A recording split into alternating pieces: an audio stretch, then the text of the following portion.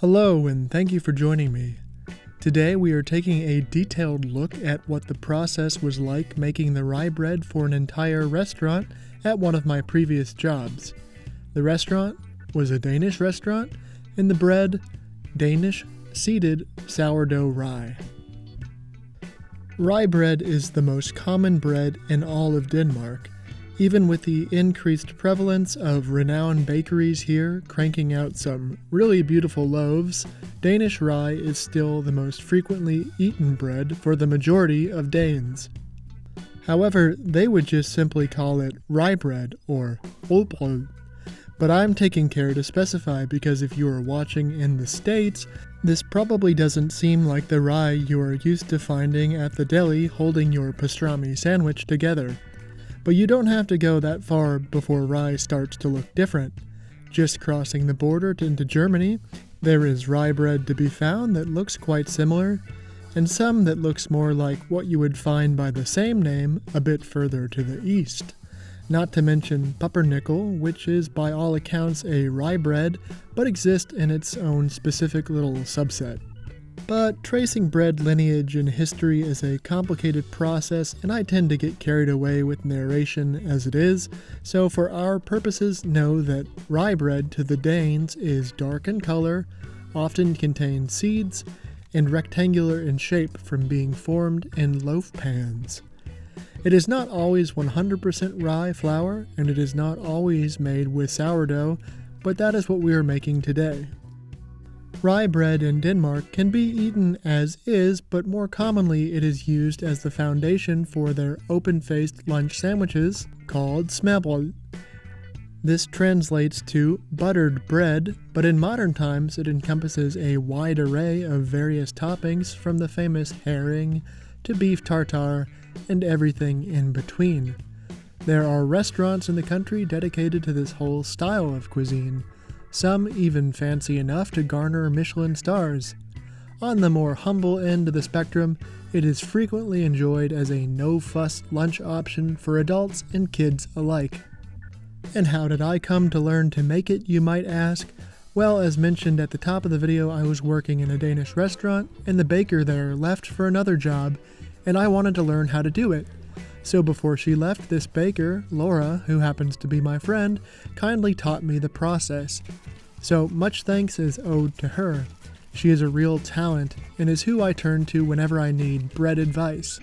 If you want more bread content, you can actually watch a video where she teaches me the Italian art of making focaccia. So, just a quick overview as we get ready to cook here. Making seeded sourdough rye is generally a 2-day process. The night before you bake, you need to soak the seeds and feed the bulk sourdough. So if you want to bake along, just know that this style is a 2-day commitment, though much of that is hands-off, of course. And I will be showing you the process for making the 12th loaf batch that I would do at the restaurant, but you can check out the video description where I provide a recipe for one small loaf. Getting into the process, this is seeded sourdough rye, so we need some seeds, and grain as well. The most common components you will see in seeded rye are sunflower seeds, pumpkin seeds, sesame seeds, and flax seeds. And for grain, rolled oats and cracked rye, which are just whole rye kernels that have been roughly broken up. So I just weigh those out.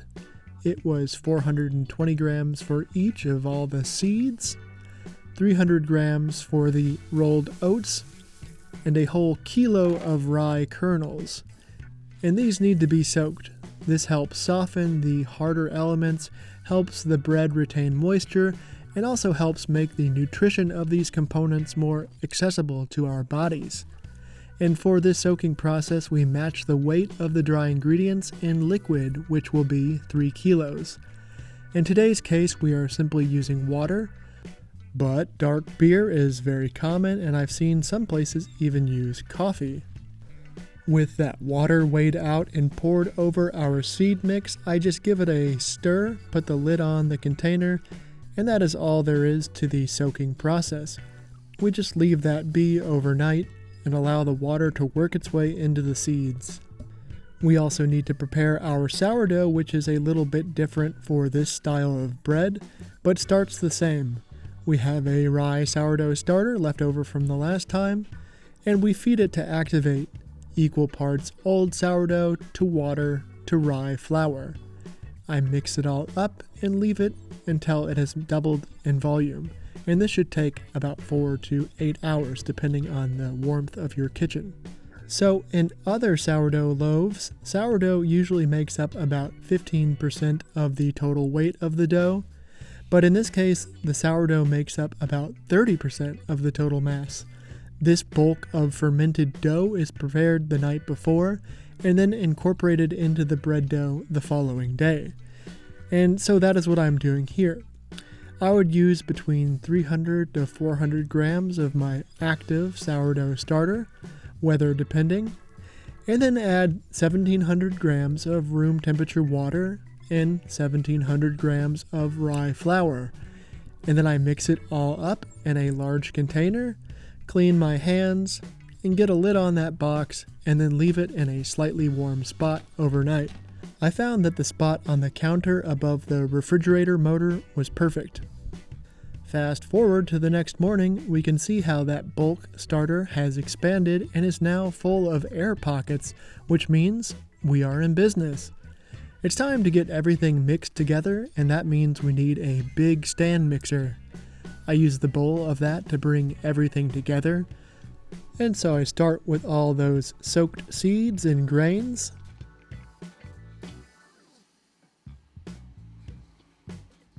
Next up, I need 2,550 grams of water, and I just pour that into the seed soaking container to help rinse out the last bits. And now to measure out the sourdough starter, I need 3,255 grams, and the rest will be saved to get our starter going for the next bake. I get that bulk starter scraped into the seed and water mixture, and at this point I would just use my hand to mix all these elements together. Sometimes with rye bread you can end up with little pockets of unhydrated dough, and I found mixing everything a bit before the flour is added helped mitigate that issue. And speaking of the flour, it's time to weigh that out. Again, we are going 100% rye, and this is a fine quality organic rye flour from the Klaus-Meyer Empire. And we want 4,950 grams, which gets weighed out and added to the mixing bowl.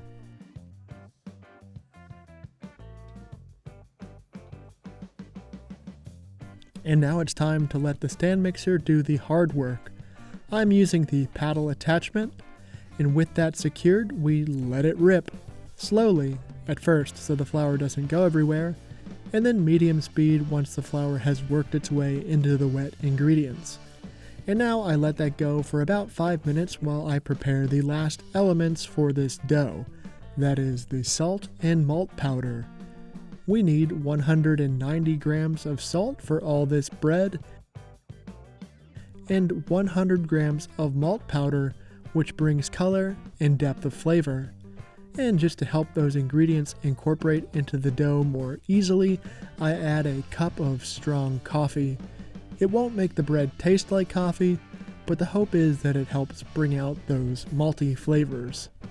With the salty malt mix ready, I add it to the dough, and then let the machine run again, rinsing out the small bowl to make sure none of the salt is left behind. And this is where I would have to tap into my intuition a bit.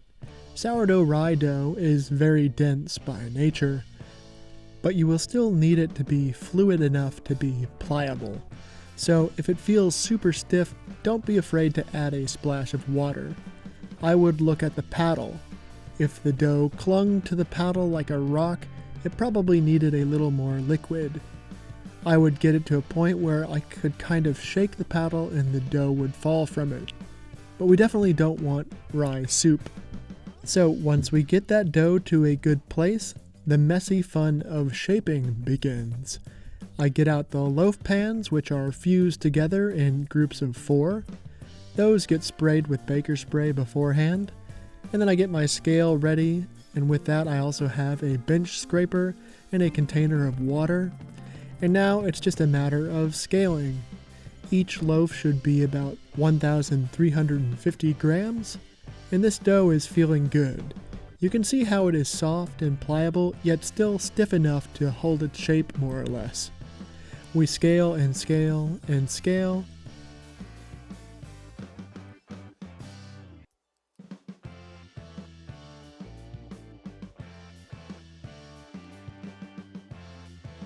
And eventually all those molds are filled.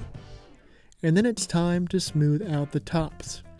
I used my trusty bench scraper and even those out a bit. But there is no need for it to be perfectly smooth. Actually, at other bakeries they have something that looks like a grill press that fits into the mold, and you can just give it a press and move on. And from this point forward, it is a hands-off process. We now need to proof these loaves, so I have this fancy oven at 34 Celsius and 40% humidity to keep things from drying out. And then I let that go for 1 hour and 15 minutes. And intuition will come into play at this point again.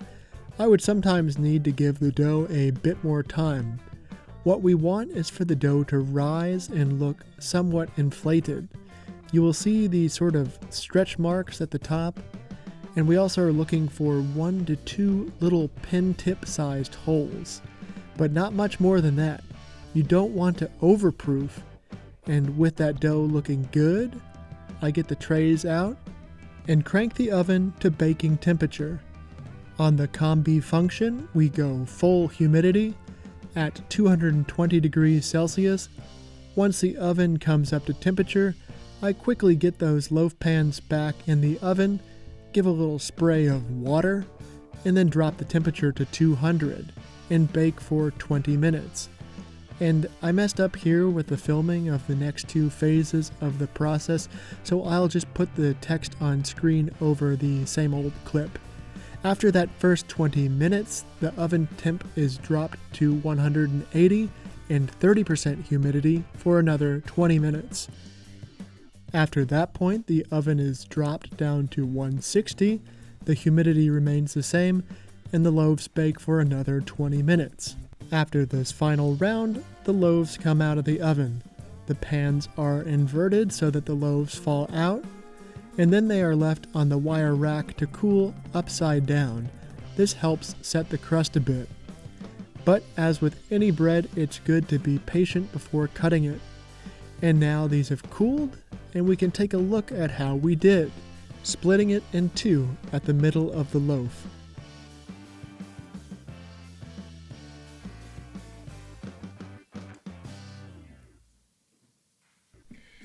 And yeah, I am pretty happy with that. When I first started baking the bread here, even with a good recipe, it took a good bit of work to get it all figured out and to know how and when to adjust. But I'm very happy with the progress I've made. So there you have it. Danish sourdough seeded rye. 100% rye flour, all sourdough, from scratch. At this point, you can enjoy it as you see fit. Like I said, most Danes typically eat this in the form of open-faced sandwiches, but if it's a really good rye bread, I think it's really delicious on its own. Actually, one of my favorite ways to eat it is when it's about a day or 2 old, sliced up and toasted in the pan with some butter. This is so good. Thank you for joining me today. I hope you enjoyed this behind-the-scenes look at how the bread gets made at a restaurant-level scale. I'm not a proper baker and I'm not Danish, but I tried to make it as good as I possibly could. If you enjoyed this video, please let me know by clicking the thumbs up button and subscribe for all sorts of fun videos. I've got a lot of professional experience and I enjoy passing that on to others. And of course, comment if you have any sort of questions or something to say. Maybe you want to tell me about what rye bread is like where you come from in the world. Food makes for great conversation after all. Until next time, cheers!